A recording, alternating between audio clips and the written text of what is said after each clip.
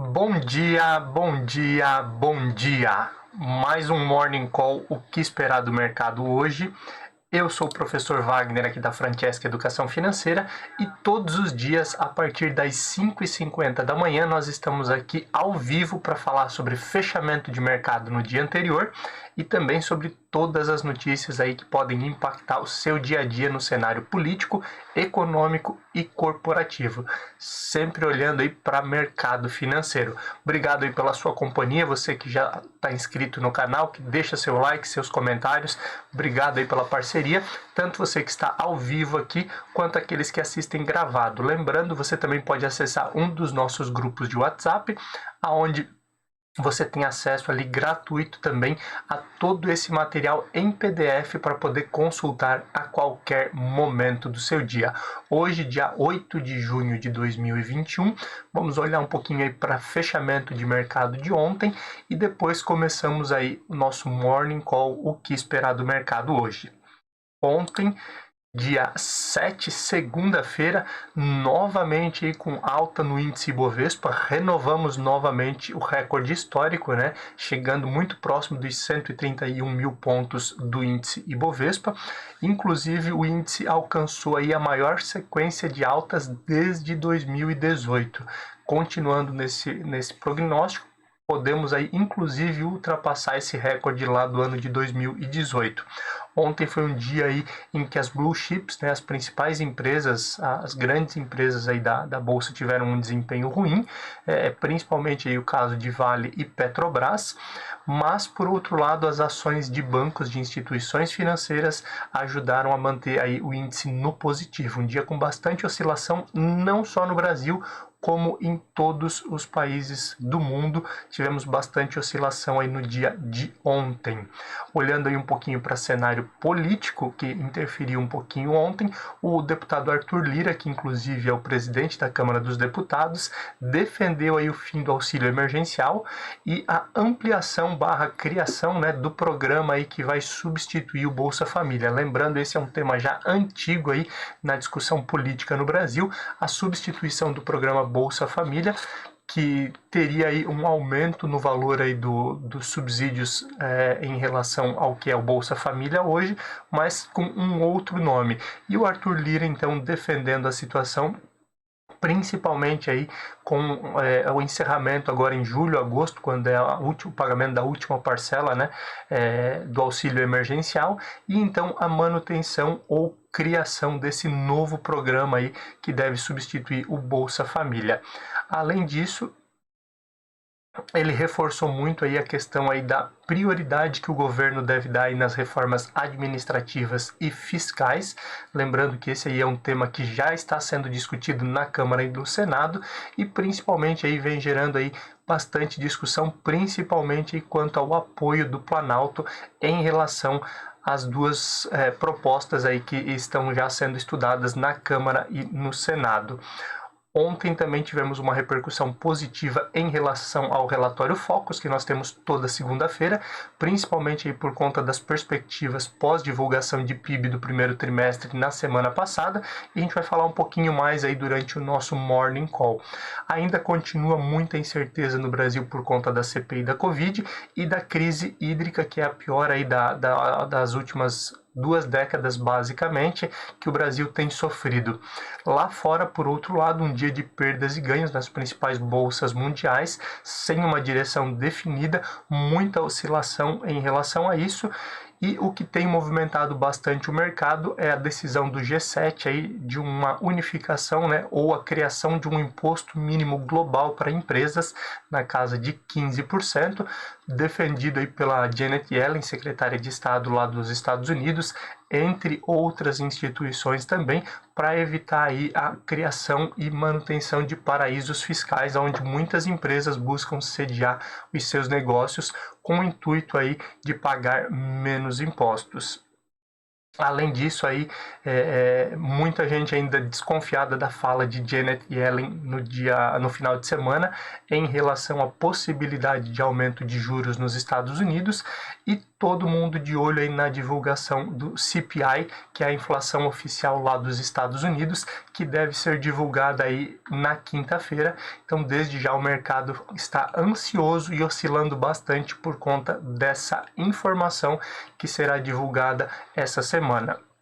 Olhando aí para a Ásia, de forma geral, os números na China em relação à importação e exportação que foram divulgados vieram um pouco abaixo da expectativa, e automaticamente, por se tratar de uma das principais economias globais, também gera preocupação em relação aos investidores. Por fim, não só nos Estados Unidos, como Ásia e Europa se preocupam muito aí com a questão da inflação, que pode aí forçar mudanças aí nas políticas monetárias e também redução dos incentivos econômicos aí que têm sido criados aí pelas nações, principalmente por conta da Covid-19 e no intuito aí de manter renda e retomada de empregos. Vamos olhar um pouquinho para números de forma geral.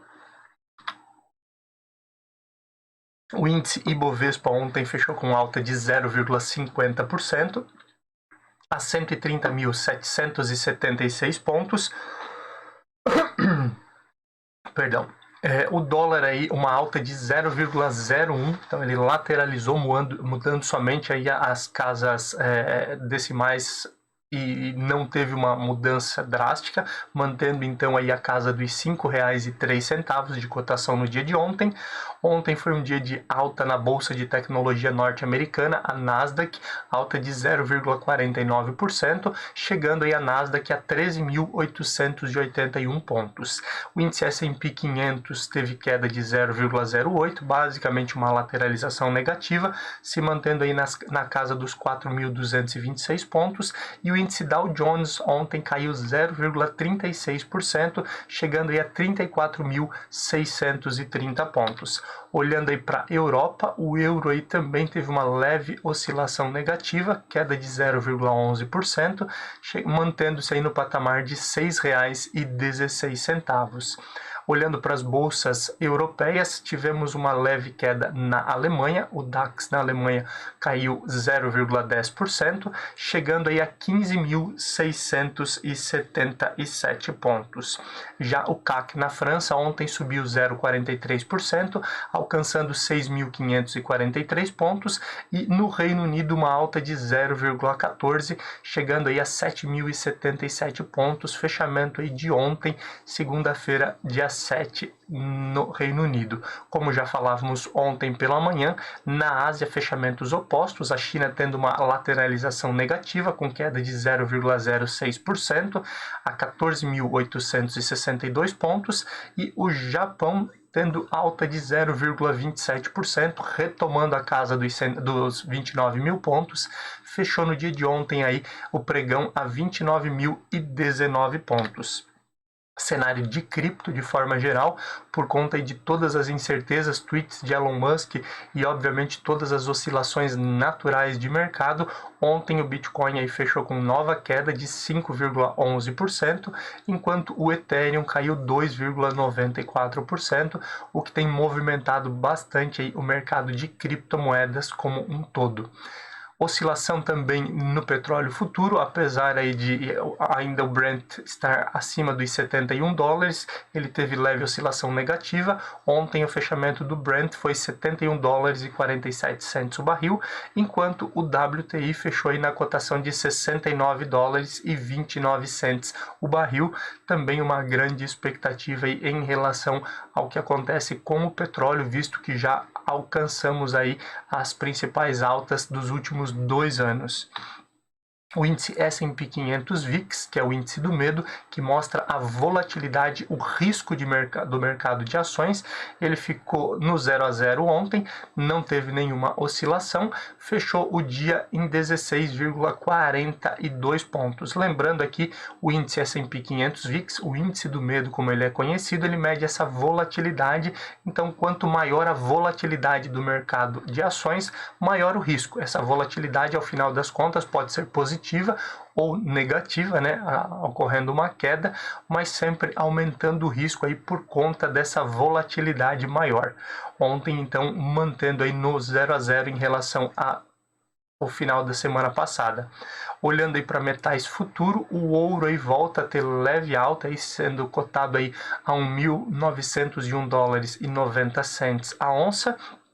O alumínio futuro aí voltando à casa dos $2.422,25 a tonelada, e o ferro refinado aí volta a ter uma leve oscilação para baixo, uma leve queda, chegando aí a $202,41 a cotação de ferro futuro. Olhando aí para o índice Ibovespa e as principais altas, ontem tivemos aí entre as principais altas do índice Azul 4, que subiu 5,56%, chegando aí a R$ 47,20.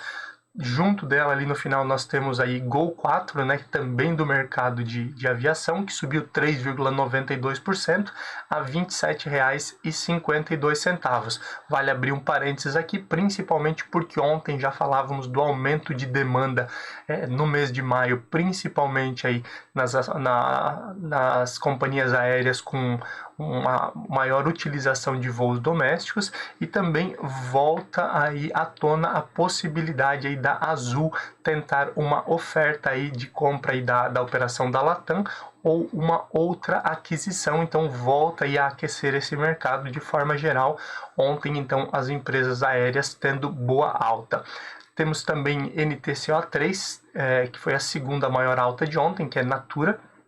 Natura subiu 4,46%, chegando aí a R$ 58,86.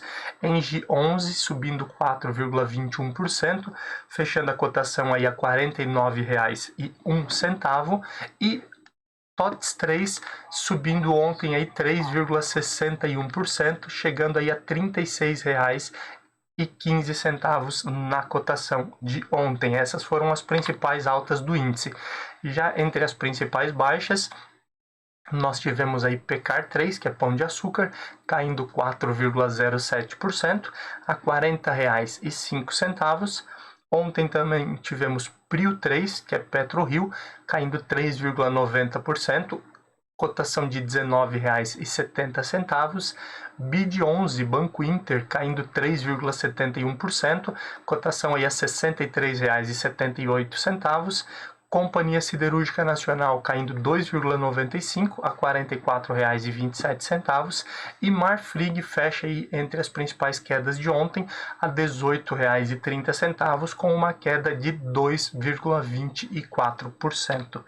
Olhando aí para a agenda de indicadores que nós podemos ficar de olho, hoje tem divulgação do IGP-DI, referente ao mês de maio. Lembrando, o IGP ele é divulgado, IGPM, né, sempre no final do mês. A referência dele é do dia 21 até o dia 20 do mês consecutivo, então ele já foi divulgado ali no final do mês passado, e agora tem a divulgação do IGP-DI, que ele vai medir então a oscilação da inflação do atacado do dia 1º ao dia 30 do mês, sempre dentro dessa sequência, nesse caso referência ao mês de maio de 2021. Hoje também tem divulgação aí das vendas no varejo do Brasil, que também é importante para ficarmos de olho em relação à retomada econômica. Já internacionalmente, nós temos aí a divulgação da produção industrial na Alemanha no dia de hoje. Hoje tem divulgação de balança comercial da França e dos Estados Unidos, percepção econômica na Alemanha e na zona do euro, que mostram aí principalmente o índice de confiança aí da população de forma geral aí na zona do euro e na Alemanha. Hoje tem divulgação do PIB da zona do euro também, e discursos aí de membros do Comitê de Política Monetária, que é basicamente o Copom, lá do BOE, o Banco da Inglaterra, Banco Central da Inglaterra. Então também temos esse pronunciamento, que deve obviamente aí ser falado muito sobre esse risco de inflação e talvez aí medidas para contê-la, como uma possível alta na taxa de juros ou manutenção. Isso deve movimentar o mercado. E por fim temos divulgação do IPP e IPC na China, né? Índice de preços ao produtor e índice de preços ao consumidor, a inflação do atacado e inflação do varejo na China, divulgadas hoje também. cenário político. Hoje nós temos aí dentro da CPI da Covid, que infelizmente acaba norteando sempre o nosso morning call aqui por conta de tudo que tem acontecido. O atual ministro da Saúde, o Marcelo Queiroga, ele volta a depor no dia de hoje. Entre as principais situações, ele deve ser questionado sobre a questão da Copa América no Brasil, a realização da Copa América, que em um primeiro momento deve ser iniciada agora logo após o dia 11, entre dia 11 e dia 13, acho que houve uma pequena mudança em relação a essa data. Além disso, houve aí a quebra de... há uma tentativa aí da quebra de sigilos do possível comitê paralelo, que a CPI já tem batido nessa tecla há algum tempo, que haveria aí um comitê paralelo de aconselhamento ao presidente Jair Bolsonaro. Após o pedido da Polícia Federal, o STF, nós já falamos sobre isso ontem, né, através do ministro Alexandre de Moraes, ele derrubou o sigilo aí, em relação às investigações de atos antidemocráticos, que nós já falávamos ontem, e já surgiu muito burburinho, principalmente por conta de um youtuber bolsonarista que admitiu aí ter encontros com os filhos do presidente, além do que já foi divulgado aí nos últimos dias, de um possível acesso aí de contas fakes sendo acessado aí da casa do atual presidente lá no Rio de Janeiro e também do Palácio do Planalto. O acesso aí dessas contas aí das contas de Facebook aí, onde o pessoal fala muito da questão de robôs e também principalmente aí apoiadores do presidente aí, que teria então sido acessado talvez de dentro do Planalto. Automaticamente isso deve ter uma repercussão maior, juntamente aí com essa questão aí do encontro aí de diversas pessoas com os filhos do atual presidente Jair Bolsonaro. Além disso, existe aí nesse momento uma outra investigação paralela, principalmente aí por conta de uma possível articulação para a criação de uma rádio conservadora por meio aí do Eduardo Bolsonaro, filho do presidente, aonde também haveria aí a utilização de recursos do BNDES. Óbvio, a princípio nada ilegal, mas com certeza toda essa informação aí deve gerar certo desconforto aí e também dificuldades ali em relação à questão política. Além da crise da Covid-19 e investigações aí da CPI que acontecem lá em relação ao governador do Amazonas, agora também o Amazonas tem sofrido aí com a crise na segurança do estado e inclusive o atual governador cogita aí que o exército faça a GLO, que é a garantia de lei e ordem, ou seja, a atuação do exército na rua no estado do Amazonas. Então, por conta aí das investigações da CPI, principalmente a CPI da Covid e outras situações em torno aí do que aconteceu em Manaus e no Amazonas como um todo, mais um problema aí na área política que acaba afetando aí o mercado de forma geral. O ministro do Meio Ambiente, Ricardo Salles, entregou aí o seu celular à Polícia Federal. Lembrando, existe uma investigação aí sobre o Ricardo Salles, o atual ministro, por duas situações, né? Enriquecimento ilícito é uma das investigações e existe uma segunda investigação de ele talvez ter favorecido ou ter ocultado algumas informações em relação a investigações de exportação ilegal de madeira. Automaticamente isso também acaba impactando o mercado de forma geral. E algumas empresas envolvidas aí em casos de corrupção lá nos anos de 2008, 2011, 12 e 2015 na Casa da Moeda fecharam um acordo de leniência, né? Só lembrando, esses acordos de leniência, além de trazer a situação de outras informações de pessoas que estiveram envolvidas, o acordo de leniência tem que partir do próprio acusado, no caso da empresa, para devolver aí parte do recurso aí que foi recebido ou que foi desviado, né?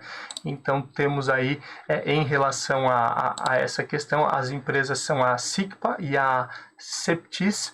né, que prestavam serviços aí para a Casa da Moeda, como eu falei lá desde 2008, e essa investigação aí foi concluída no ano de 2015 aí pela Polícia Federal, aonde aí descobriu uma série de repasses aí para funcionários da Casa da Moeda, inclusive aí valores aí bem altos em relação a essa questão aí da Casa da Moeda, o recebimento de propina do órgãos e firmas abertas aí em nome aí do Luiz Felipe Danussi, que era o presidente da Casa da Moeda em 2012, e da filha. Na época, inclusive, aí, foi bancado a manutenção aí do presidente da Casa da Moeda pelo ex-ministro da Fazenda, Guido Mantega, e agora, então, há um acordo de leniência em relação a esses casos aí que aconteceram lá atrás e uma perspectiva aí de retornar para os cofres aí da Casa da Moeda e do governo algo em torno aí de 762 milhões de reais após esse acordo de leniência. Olhando um pouquinho para o cenário econômico, como a gente falou lá na abertura do Morning Call, o que esperar do mercado hoje. Ontem tivemos divulgação do Boletim Focus com algumas notícias bem promissoras em relação às últimas semanas, né? Mantivemos aí pela 9ª semana consecutiva a perspectiva de alta no IPCA, na inflação para 2021 e também a 4ª semana olhando aí para 2022, na perspectiva do relatório Focus, que é a mediana utilizada ali na questão do relatório Focus, né? O IPCA chegaria aí a 5,44 ao final de 2021 e 3,70 ao final de 2022. A grande surpresa positiva foi em relação ao aumento do PIB, principalmente aí olhando para o ano de 2021. Apesar de já ser a 7ª semana consecutiva de perspectiva de alta em relação ao PIB, ele sai de uma perspectiva de crescimento de 3,96% para um crescimento de 4,36% no ano de 2021. Diversos especialistas falam em um crescimento até maior do PIB, mas obviamente aí a informação do relatório Focus, que é a mediana, que é um pouco mais conservadora, é muito importante aí olhando aí para esse cenário aí de agora até o final do ano. Taxa de câmbio e taxa Selic se mantiveram aí novamente na perspectiva aí dos especialistas que divulgam seus estudos e sua perspectiva em relação ao relatório Focus. Olhando ainda para esse cenário de inflação, menos de 30% dos especialistas de forma geral acreditam que a inflação de 2022 ficará próximo do centro da meta, né? Existe uma discussão muito grande, principalmente por conta dos estímulos monetários e automaticamente desse aumento de inflação que não acontece somente no Brasil, mas no mundo inteiro, e obviamente isso pode vir com mais força para o Brasil ainda em 2021 ou em 2022. Óbvio, a política monetária também pode ser utilizada para conter a inflação, mas lembrando que o governo não pode aumentar tanto a situação da taxa Selic, a taxa de juros aí para combater a inflação, porque ele também aumenta dessa forma a sua dívida pública e aumenta com isso também o risco fiscal. Além então dessa perspectiva, muitos especialistas estão de olho aí, uma grande expectativa em torno do leilão aí de NTN-Bs, né, que acontece essa semana. Lembrando, as NTN-Bs são títulos aí vinculados à inflação, títulos públicos federais, e obviamente o movimento desse leilão de títulos pode demonstrar também muito daquilo que o mercado acredita aí para os próximos anos. Os usuários de plano de saúde aumentaram aí em quase 1 milhão de novos usuários, aí, em mais de 1 milhão, na verdade, muito por conta da pandemia, né, onde levou muitas pessoas a se preocuparem ainda mais com o atendimento dentro do Sistema Único de Saúde e buscando novas opções através dos planos de saúde. Se você lembra, aqui mesmo no nosso Morning Call, o que esperar do mercado hoje, a gente já falou inclusive da perspectiva e da possibilidade até de uma redução em relação aos planos de saúde por conta desse aumento de novos participantes e também o menor uso aí dos planos de saúde no ano passado, principalmente aí por conta dos isolamentos, e as pessoas acabaram até evitando de fazer muitas consultas e ir utilizar muito o plano de saúde, além da redução no número de cirurgias, que foi drástica também por conta da pandemia no ano de 2020 e continuando no ano de 2021. A poupança brasileira, assim como já foi divulgada diversas vezes, está acima de R$1 trilhão no valor da poupança. 1 trilhão e 20 é o valor específico aí da poupança, dos valores em poupança no Brasil hoje, e o Banco Central enxerga que o uso de parte desses recursos, que é o que tem acontecido, nós temos aí um movimento aí de saída de recursos da poupança em relação às entradas. O único mês do ano em que nós tivemos uma entrada superior na poupança em relação às saídas foi no mês de maio, mas ainda assim encontramos no ano de 2021 um movimento aí de muito mais saída do que entrada de recursos na poupança. Óbvio, parte desses recursos podem ter sido utilizados aí para outros tipos de investimento, mas de acordo com o Banco Central, a maior parte desses recursos aí tem sido utilizado aí para compras, para manutenção, e isso também pode acelerar a retomada econômica. E o presidente norte-americano, o Joe Biden, busca aí negociações com a oposição lá nos Estados Unidos para tentar manter o melhor possível o seu plano de infraestrutura, né? Lembrando, Joe Biden, desde o início, ele trouxe ali a possibilidade aí que foi aprovado, inclusive, do valor de 1,9 trilhões ali para ajuda às famílias, o primeiro plano Biden, e depois ele criou aí o plano de desenvolvimento de infraestrutura da saúde e também das questões ambientais, aonde a ideia inicial era se aproximar aí dos 3 trilhões, um investimento bem alto, e obviamente isso aí tem encontrado barreiras junto à oposição, e ele nessa semana aí busca se reunir com diversos opositores, principalmente aí os líderes da oposição na Câmara e no Senado norte-americano, para tentar votar aí um plano um pouco melhor do que aquilo que foi ofertado pelo Senado na última semana. Olhando um pouquinho para o cenário corporativo, a Jereissati, né? A Jereissati é a principal acionista do grupo Iguatemi. Ela propõe aí algumas mudanças na gestão, inclusive troca de CEO. E automaticamente essa mudança e quase que uma fusão, né, a união das duas empresas aí, ela deve formar uma nova empresa, a Iguatemi SA. Então, só lembrando, a Jereissati tem pouco mais de 50% aí, das ações aí da Iguatemi, então é acionista majoritário. A Raízen, que nós já anunciamos aqui, que planeja aí abertura de capital na Bolsa Brasileira, comprou a parte de lubrificantes aí da Shell no Brasil, o que tem movimentado também bastante aí o mercado de forma geral, principalmente aí pela perspectiva de outros concorrentes também que acabam se movimentando aí para não deixar essa fatia de mercado aí ser tomada aí pela Raízen.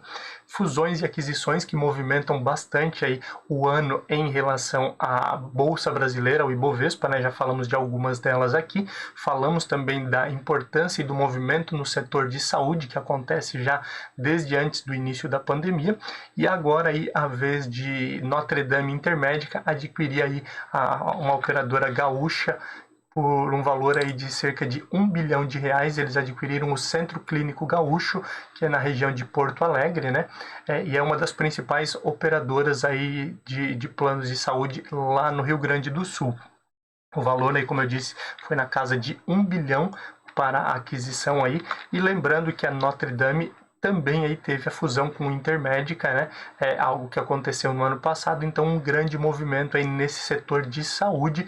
E vamos só relembrar que aqui não estamos dando recomendação de compra, nunca trazemos aí recomendação de compra ou venda, apenas notícias referentes ao mercado.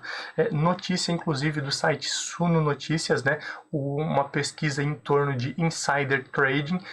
Insider trading é o uso de informação privilegiada que é proibido e ilegal, inclusive no Brasil, mas, como a própria matéria diz, se tornou um crime mais comum do que deveria ser e rentável, principalmente aí porque a maioria dos casos acaba em pizza, né? Como a gente costuma dizer aqui no Brasil. Infelizmente, então, esse movimento aí, o uso de informações privilegiadas tem sido muito comum. A CVM tem buscado aí diversas formas aí de investigar e reduzir esses casos. mas ao final das contas ainda muita coisa acaba em pizza e acaba sendo um crime rentável, principalmente aí pelo volume de recursos que muitos casos acabam gerando. E o homem mais rico do mundo, Jeff Bezos, o dono da Amazon, anunciou que ele fará a primeira viagem espacial comercial tripulada ainda nesse ano, provavelmente no segundo semestre. Também isso movimenta bastante o mercado, né? Lembrando aí, como eu já disse, o Jeff Bezos, o dono da Amazon, é o homem mais rico do mundo. Vamos olhar um pouquinho agora aí para abertura e fechamento de mercado, 6h21 da manhã. Nós temos aí já as bolsas asiáticas fechadas. Nesse momento aí, o fechamento da China foi negativo novamente, queda de 0,98% aí na bolsa da China, fechamento de 14.716 pontos, lembrando aí, muito disso também por conta de números abaixo em relação à importação e exportação chinesa, entre outros aspectos que acabam afetando o mercado. Hoje também temos aí o Japão fechando aí negativo, uma queda de 0,19%, fechou aí a cotação a 28.964 pontos. Em relação às principais bolsas mundiais, olhando para a Europa, nesse momento aí o DAX na Alemanha, mesmo com a divulgação aí da produção industrial caindo bastante na Alemanha, nesse momento o DAX opera com leve alta de 0,20%, o CAC na França opera nesse momento aí com alta de 0,35% e o Reino Unido também alta de 0,35, agora 6h23 da manhã. Já o pré-market lá nos Estados Unidos, nesse momento aí nós temos Dow Jones lateralizando, operando entre perdas e ganhos, nesse momento em queda de 0,03%, S&P 500 subindo 0,12% e Nasdaq subindo 0,30%, nesse momento uma expectativa aí de bastante oscilação, principalmente aí por conta aí dos receios e da expectativa em relação à divulgação de inflação nos Estados Unidos, que ocorre só na quinta, mas movimenta o mercado como um todo. Muita especulação também olhando aí para a reunião do Comitê de Política Monetária do Banco Central da Inglaterra, que acaba afetando também talvez as políticas monetárias da Europa como um todo. E além disso, aí, por conta das últimas altas, sempre um risco maior de realização e automaticamente uma oscilação maior aí para os mercados globais. Brasil, índice Ibovespa deve seguir as bolsas internacionais, lembrando, o mercado é soberano e nós podemos aí ter mudanças e um descolamento aí em relação aos índices internacionais, como já vem acontecendo. Nossa expectativa é de agora ultrapassarmos o recorde de 2018 com mais uma alta no índice, quem sabe chegando a 131 mil pontos no dia de hoje. Obrigado pela sua companhia, obrigado por você que nos assiste aí gravado também. Deixa seu like, se inscreva no canal, compartilhe esse conteúdo e acesse um dos nossos grupos de WhatsApp para que você também receba esse conteúdo antes das 7 horas da manhã em PDF para poder consultar a qualquer momento do dia. Bons negócios, nos vemos amanhã. Tchau, tchau.